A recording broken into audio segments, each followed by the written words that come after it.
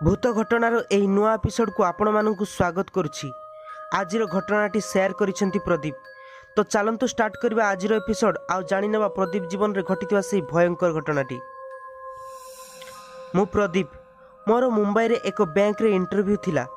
तेणु मु Baleshwar railway station रे राति 9टा रे ट्रेन धरली आ बाहरी पड़िली मुंबई अभिमुखे। जेतेबेले मु ट्रेन रे मो सीट पाखरे पहुंचली देखली जणे व्यक्ति मो सीट रे सोईथिला। मु ता पाखकु जाई कहली, भाई एटा मो सीट, प्लीज छाड़ंतु। किंतु से लोकटी गभीर निदरे सोईथिला, तेणु से किछि सुनी पार नथिला। किछि समय डाकाडाकी करला परे से लोकटी मो सीट छाड़िला।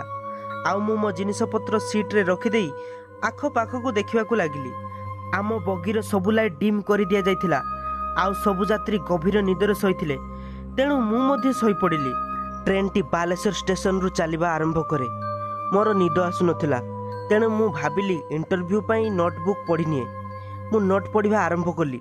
किछि समय परे ट्रेन टी अटकी गला। बाहर शब्द शुणी बुझिली कौन सी एक स्टेशन रे अटकिछि। जेहेतु मु अपर सीट रे सोईथिली, तेणु मु देखि पार नथिली जे ट्रेन टी कोठी अटकिछि। हठात मो मुंड को आसिला ए स्टेशन रो ना कोन जानिया पई बाहर को जाई देखे।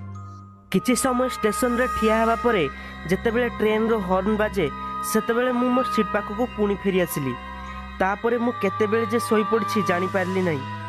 चा वाला डाक सुनी मोर निद भांगिला। चा वाला ठु चा खाई फ्रेश होई पड़िली।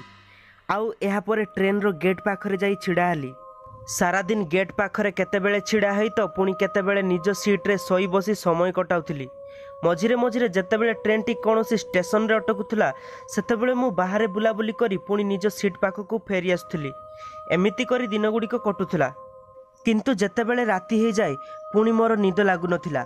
सोई सोई विरक्त हो जाउथिली। मझि राति रे पुणी थरे बाहरे बुलिबा पई सुजोग आसे।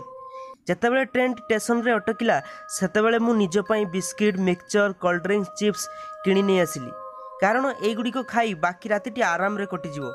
ट्रेन टी पुणी थरे हुइसिल देला, तेणु मु पुणी आसी भितरे बसिली। चिप्स खाऊ खाऊ मु निजर नोटबुक पढ़ुथिली, कारण मते निद लागु नथिला। एतिकी बेले ट्रेन टी पुणी अटकी जाए। घड़ी रे समय देखिली प्राय सेतेबेलकु राति 2टा हबो। मु पुणी थरे बाहरे बुलिबा पई सीट रो उठी ट्रेन गेट पाखरे पहुंचली। देखिली जे यह कौन सी स्टेशन नुहे। ट्रेन टी सिग्नल न पाई गोटे जंगल पाखरे ठिया आइछि। तेणु मु निज जागा को फेरी जाउथिली। एतिकी बेले भाबिली फेरी जाई कोन करबी। एइठी ठियाई ठंडा पवन रो टिके मजा निए। मु बाहर को देखुथिली। मोर नजर जाई पड़िला जंगल रो गोटे गछ उपरे। जेमिति सेठी गोटे कि छिड़ा आइछि। जेतेबेले मु मन ध्यान देई भल से देखिली, देखिबाकू पाइली जे गोटे स्त्री लोक सेठी धड़ा साड़ी पिंधि छिड़ा आइछि। केजानी केमिति से स्त्री लोकटी को मु गोटे दृष्टि चाहि रहिथिली। आउ से स्त्री लोकटी मध्य मते चाहि रहिथिला। एतिकी बेले से स्त्री लोकटी हठात ता हाथ ठारी मते ता आड़कू डाकिबाकू लागिला। मु मध्य ता आड़कू न जाई ताकू हाथ ठारे डाकिबाकू लागिली। एतिकी बेले से स्त्री लोकटी पूरा मो सामना रे आसी उभा हला। तार मुह एते भयंकर थिला जे मु ताकू देखिबा पई मोर साहस नथिला। तेणु मु डर रे चित्कार करी तळे पड़ी गली। एतिकी बेले मो पाख सीट रे बसिथिबा गोटे लोक मोर चित्कार सुनी दौड़ी आसिला। आउ मते पचारिला, अरे भाई कोन हला? मु से स्त्री लोक आड़कू हाथ बड़ाई कहली, देखो सेठी की गोटे छिड़ा आइछि। लोकटी जेतेबेले से आड़कू अनैला देखिला सेठी केही भी नथिले। एहा देखि मते आश्चर्य लागिला। मु से लोकटी को सब कथा कहली। से लोकटी कहला, से किए न जानी ताकू तम आड़कू डाकिबाटा ठीक हेलानी। छाड़ो, जा हबार तो थिला हेला। एथरो इयाडे सियाडे न नाई चुपचाप जाई निज सीट रे सोई पड़ो। एहा परे मु आसी मो निज सीट रे सोई पड़िली।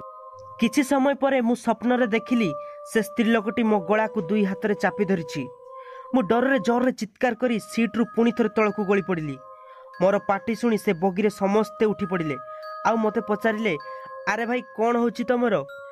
एहा परे से बगीर गोटे बुढ़ा लोक आसी मो मुंडरे हाथ रखी 3 थर कौन गुणु गुणु कही फुंकीदेला।